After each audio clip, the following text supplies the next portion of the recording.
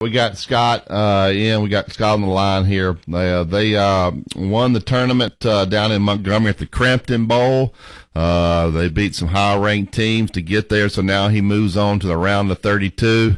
Good morning, Scott. I talked to you last night. Congratulations. I don't care what level you're at, middle school. Jack, my son, won a travel baseball tournament this weekend. I was fired up. So anytime you can win a championship, regardless if it's, we need to have him on next week, regardless whether it's the NBA, Division I, Division II, Division III, a championship sweet, isn't it? There's no question about it. I tell people all the time, the toughest league is the one that you're in, and the toughest competition is the team you're competing against. And our guys were just absolutely excited and elated to win, and I couldn't be more proud of a group of guys. Scott, this basketball team, as I saw them play, were quick, fast, not blessed with a lot of inside play, but you did an excellent job as far as defending inside people, and you got a lot of cheap baskets off the break. And then when you did that, you took it to the basket so well on the dribble, but you also shot the basketball, a combination of shooting the basketball outside the three-point line as well as the dribble drive. As you know, the game has changed so much in the last 10 or 15 years that whether you like it or not, almost the big guys are almost obsolete now, NBA on down, and definitely at our level. And we have no size. We play five guards, but I really think it's been an advantage for us because people have to guard us on the other end of the floor. And like you said, we have a lot of guys that can shoot the ball, to create space on the floor, and I think the hardest thing to do in basketball is to guard the dribble. We have a point guard, DeMar Hill, who's MVP in the tournament, that he's 6'4", 190 pounds, point guard at this level that can get to the basket pretty much whenever he wants to with a bunch of shooters around him. So we've just kind of camouflaged our weaknesses defensively down in the low post when guarding bigger guys. But again, most of the teams, not just at this level, but at all levels, there's not a true back-to-the-basket post players anymore. And we kind of played to our strengths and tried to camouflage our weaknesses as much as possible. Scott, tell everybody about the NAIA, kind of how that system works. It's one of the neat tournaments out there in basketball where you guys will go next week, but all 32 teams come to the same location to play for one championship. Kind of tell everybody how that works in the NAIA. I just think it's kind of neat. Like you said, 32 teams across the country will get there. Probably on Monday they'll have a banquet on Tuesday, a Champions of Character event there, and then the first round will be Wednesday and Thursday. But every team is there, and it's just you win, you keep playing. You lose, you go back to the house, and it's pretty simple. You got to win 5 games to win it all, and I think the championship games on Monday or Tuesday. We don't remember that, but you win, you advance, you lose, you go home. But all 32 teams, all 32 teams, fans and administrators are all there in one venue there in Kansas City, and I mean it's just kind of a neat thing. They try to do a lot of stuff to give back to the community with a lot of characters type stuff, and it's just an old tradition that everybody's in one place, and there's going to be one team standing in a week from now. Scott, the league that you're in involves teams out of state of Georgia. Sort of talk about a little bit about your league schedules and what you do with your league. Well, our league is awful good. I mean, unless you're just a basketball junkie, you probably don't know. But like Dalton State last year out of Georgia, where Tony Ingle coaches at, he was at Kennesaw State and he was at BYU, and they won the national championship last year in our league, and they've been a top program for a long, long time.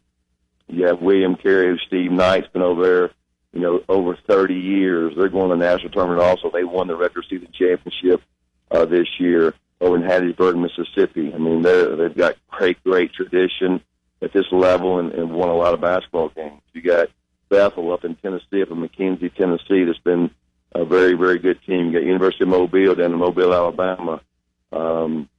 We've had consistently 3 and 4 and 5 teams ranked in the top 25, the last several years, and it's just a very good league. I mean, it's comparable at our level, with the Big Ten and the ACC as far as the depth of our league. We had 4 teams tied for second and 3 teams tied for 6, and they're all within like a 1 games of each other. So, it's like anything. Like I firmly believe this. The toughest league is the one you're in, and we have some very good competition in there. And like I text my guys this morning, you have to get to the national tournament to have an opportunity, and there's only 32 teams left. So why not us? That's kind of the theme we'll have, because sometimes a team is just excited to go there. I think we got everybody on our team but like one that's never been there before, and so I really want to change the mindset of our guys that, why not us? We're there. Let's don't be satisfied with what we've done. The preparation from here on out is very, very important, how we prepare to get ready to play next week. Scott, talk a minute about, I know you've been in the Big 12. You were at the ACC level at one time. You're in the Atlantic Sun, so you've kind of been over all levels of basketball. But I don't think the listeners understand, like, how good these coaches are in this NAIA Division II leagues are. I think they think, oh, well, they must not know as much as the Mike Krzyzewskis or A.V. Johnsons or Bruce Pearls. A lot of times, to be quite honest with you, these guys are better coaches because that's really all they get to do is concentrate on coaching. They're not having to do all these media responsibilities all the time. But just talk about how really good the coaches are at that level. No, we talked about the other day. Tony Engel, he won a national championship way back at a Division II school at Kennesaw State. Then was Division. They won a national championship. He won a national championship at Dalton State. Like I said, Steve Knight has been at William Carey for over 30 years. Joe Nyland's been down at the University of Mobile, I think, like 18 or 19 years. There's some guys that have been in this league for a long time, and I really believe that a lot of times it becomes, guys get comfortable. They enjoy their way of life. As you said, there's not near as much pressure and demands on your time as far as the media is concerned. You can enjoy your wife, enjoy your kids, and have a chance to still win a championship. But the coaches in this league are very, very good.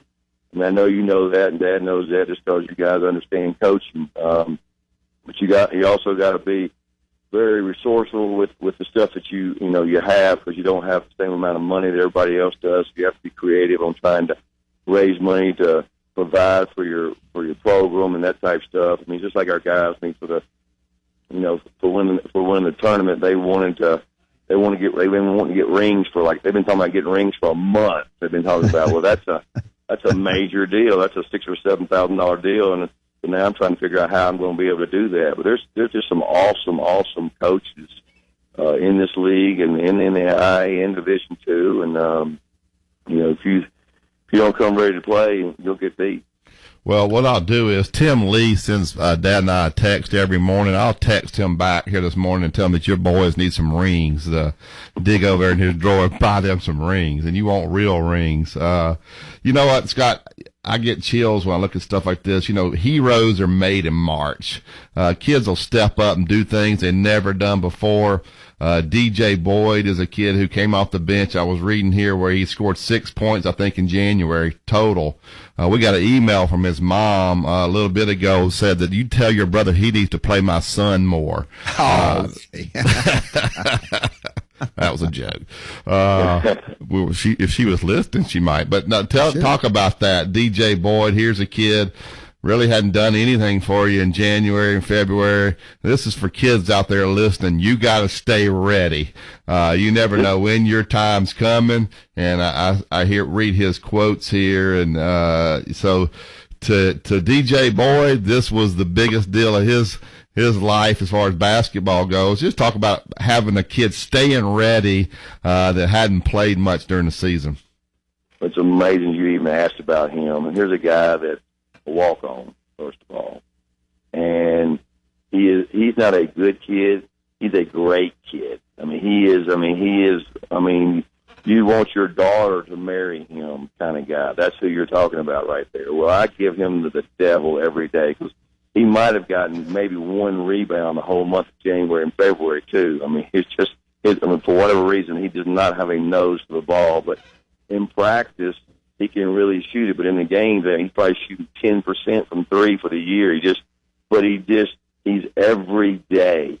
He looks at you he looks down your throat when you're talking, and you know he wants to be to help. And when he's on that bench, he's sitting on the edge. And I've played him the last 4, 5, 6 games, and the reason I play him right now because he understands defensively what I want him to do. Well, lo and behold, he jumps up there and goes 3 for 6 from 3 the other day, and we needed every one of them when we were down 9 with 17 minutes to go, and just. I saw his mom and dad, and he's had a lot of stuff off the floor with sickness and parents with relatives and stuff, and everybody his whole family kind of leans on him a little bit, and he just had a lot of distractions off the floor, and it could not. I told his mom and dad it could not have happened to a nicer young man for him to have that type of success. And I texted him the other night, and I said, miracles do happen. You got 3 rebounds in 1 game. That's never happened. Well, Miss Boyd thinks you need to play more. So she might be right. She might be right. But I do want to mention before we close that Garrett, my grandson's Scott's next to oldest, third. Third came to Birmingham and tried out for the AAUs. He's got opportunities to play in Montgomery and probably Birmingham now and wherever, but it's going to be a really good basketball player. I know Granddaddy's not supposed to say that, but it's partly my show, so I'll say what I want to. But has a good opportunity. Got a lot of good thoughts on the telephone last night from people who said things about him playing in the AAU tryouts. So his name is Garrett. So Scott, we're pleased that Garrett's moving along pretty good. Well, he's done well, and he's just got to. He walked out today, and that's the other part about the NAIA part of that I love. After school today, he's coming over to practice with us.